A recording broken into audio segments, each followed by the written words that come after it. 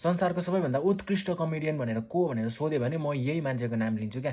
प्राय कमेडियनहरूले चाहिँ हैन हँसाउँदा अन्तिममा रुवाइदिन्छन् हैन, तर यो मान्छेले चाहिँ रुवाउँदै अन्तिममा हँसाइदिन्छ क्या। कस्तो भनेको यो भिडियो हेर्नुहोस् तपाईहरु, दिन बन्छ तपाईहरुको। कस्तो भनेको भिडियो मन पर्यो भने लाइक, कमेन्ट, शेयर चाहिँ गर्न नभुल्नु होला है त।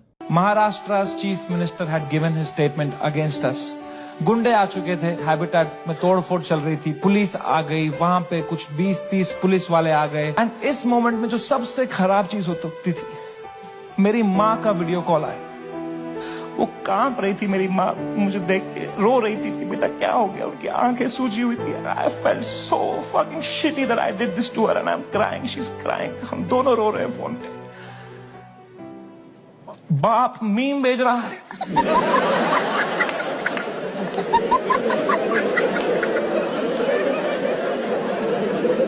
माँ कसम भाई हम रो